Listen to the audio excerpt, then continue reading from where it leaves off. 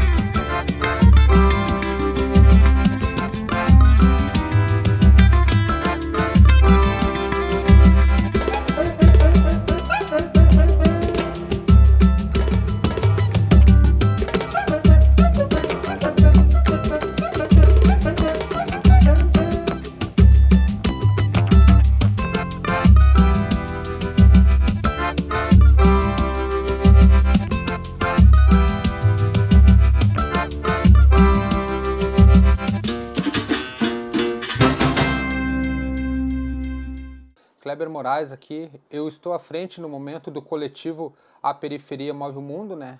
O coletivo A Periferia Move o Mundo é um grupo de amigos, né, que se reúne a partir de 2019 para fazer ações de arrecadação de alimento numa rede de mercados aqui da Grande Cruzeiro, em Porto Alegre, e essas arrecadações, o que era arrecadado era destinado a 5 instituições que atendiam crianças em situação de vulnerabilidade social dentro da Grande Cruzeiro, né? Então a ideia inicial nossa sempre foi o povo da periferia pelo povo da periferia, né? Então a gente surge em 2019, 2020 nós já estávamos firmados como referência no trabalho de arrecadação de alimentos na região da Grande Cruzeiro, quando surge a pandemia, né? E aí, naquele momento assim, de pandemia, a gente precisou, infelizmente, né? Eu digo infelizmente porque naquele momento todo mundo se lembra que o governo, o Estado, falhou muito, né, com a população, e a sociedade civil como um todo precisou se organizar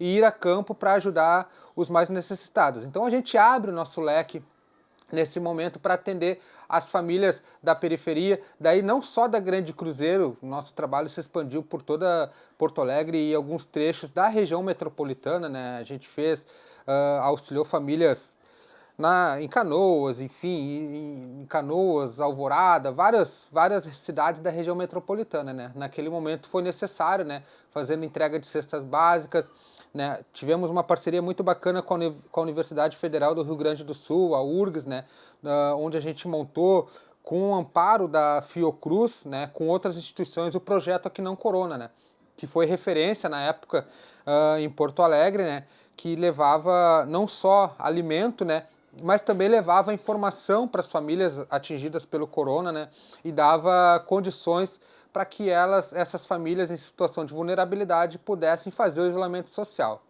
Eu sou presidente do Projeto Periferia, né, onde a gente desenvolve trabalhos sociais desde 2015, quando a gente criou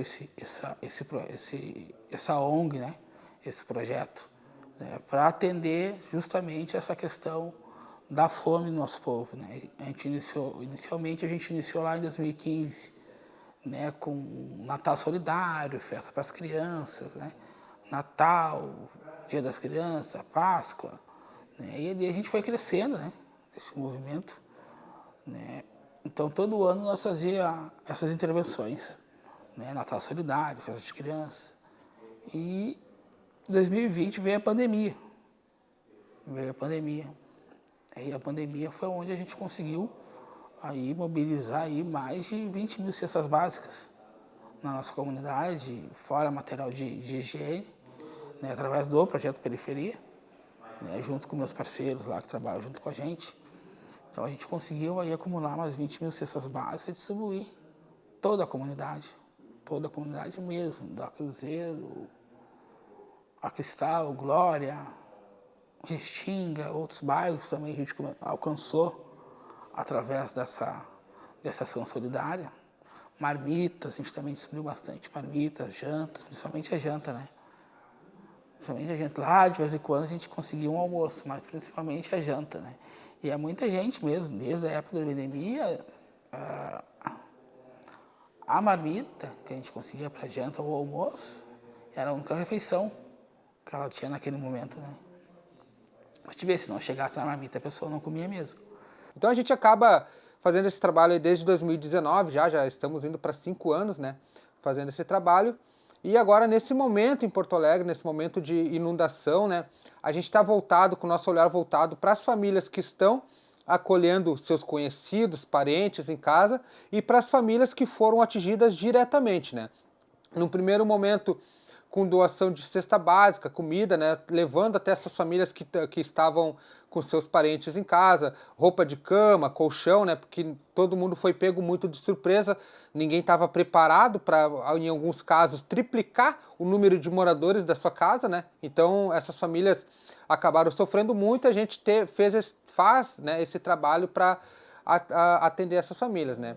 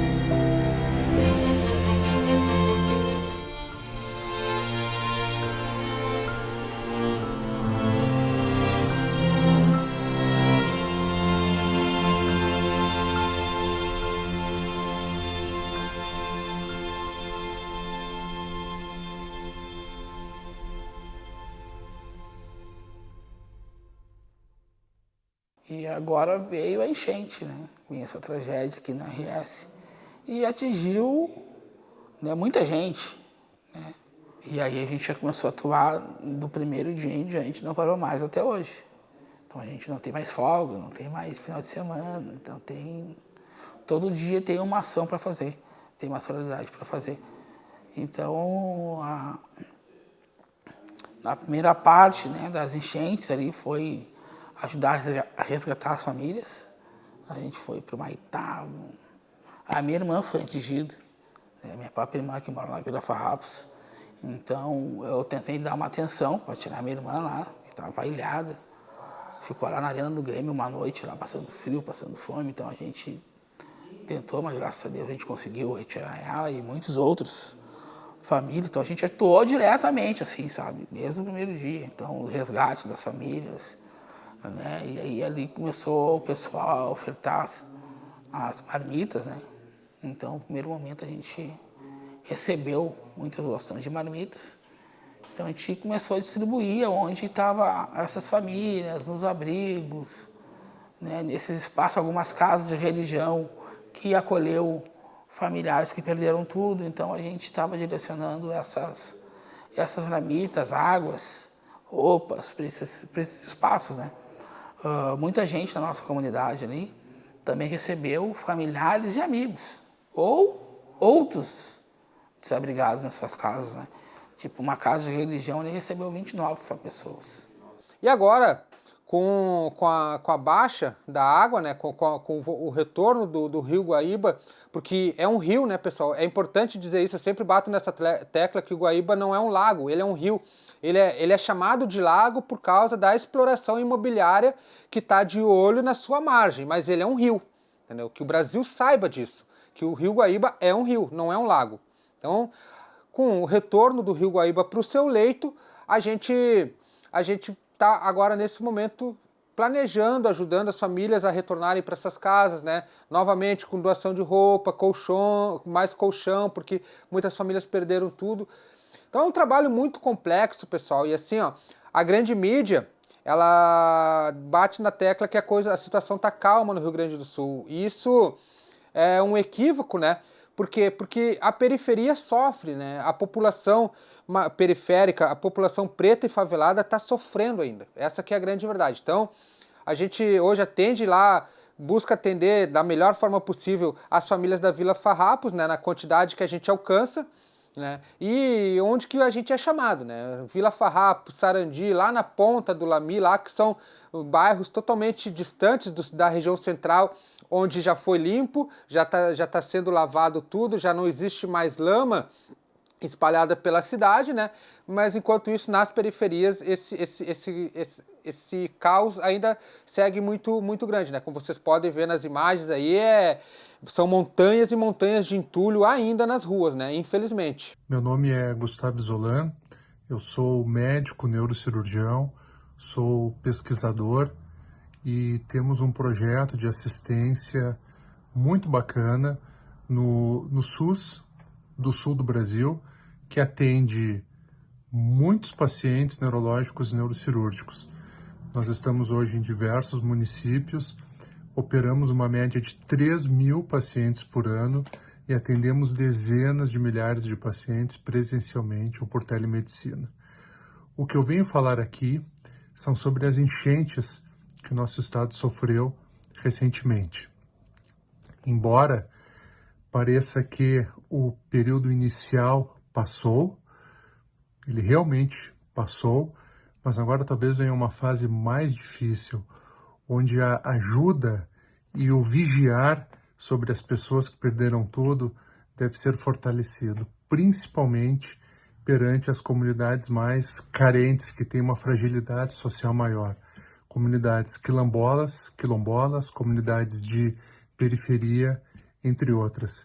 Então esse é um apelo para que nós continuemos como sociedade civil, inclusive ajudando com atitudes, empenhos individuais, essas pessoas que estão necessitando de uma reconstrução de sua vida material e também pessoal. Sou a Paula aqui da Vila Amazônia, no Eixo Baltazar, que respondo aqui pelo Eixo Baltazar como conselheiro do Orçamento Participativo pelo 2º mandato.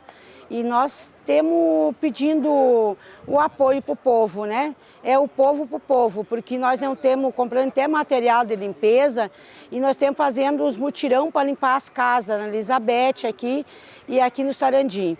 E a gente está vendo que o povo está precisando. E aí, ó, governo, a gente quer saber, só acho que esses 5.000 que vocês estão dando de auxílio, que não dá para comprar uma geladeira e nem uma cama, você acha que isso é suficiente? E é tudo que o pessoal construíram de vários anos, com luta e batalha, os sonhos das pessoas foram tudo fora. Então é o nosso desabafo, pessoal, governos, os governos que ajudam esse povo que estão sofrendo. Precisamos de médico, precisamos de psiquiatra, precisamos de assistente social, fazer o cadastro para esse povo que está precisando. Tem essas pessoas idosas, que a gente foi fazer limpeza na casa de uma idosa de 80 anos. Gente, precisava ver o desespero, o que nós tiremos. Nós temos 24 por 24 trabalhando direto. Fiquei no abrigo ali no Vida, atendendo o povo, não atendi o dia todo, nós saímos de lá 4 horas da manhã. Gente, a gente vendo o sofrimento do povo, e o que eu estou vendo é o povo pelo povo, ajudando os que mais precisam e os necessitados dessa jornada aí, essa tragédia.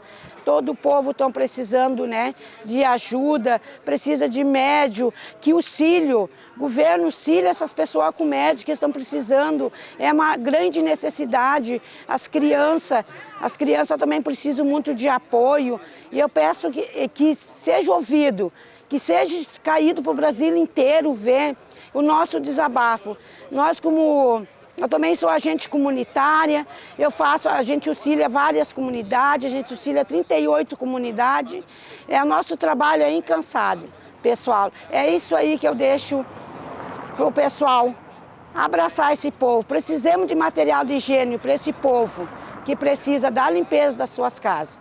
Eu sou Jean Rodrigues, morador do bairro Sarandi há 46 anos, tá? E quero, através desta participação de todos aí, dizer para vocês que nós ficamos 34 dias dentro d'água aqui no bairro Sarandi, 26 mil pessoas atingidas, mais de 16 mil casas atingidas, numa enchente catastrófica, tá? E nós, na verdade, precisamos da ajuda de todos, porque uma vez que a água baixou, foi o povo pelo povo, tá? E nós já sabemos que a nossa luta, ela não vem de hoje, e é uma luta desigual.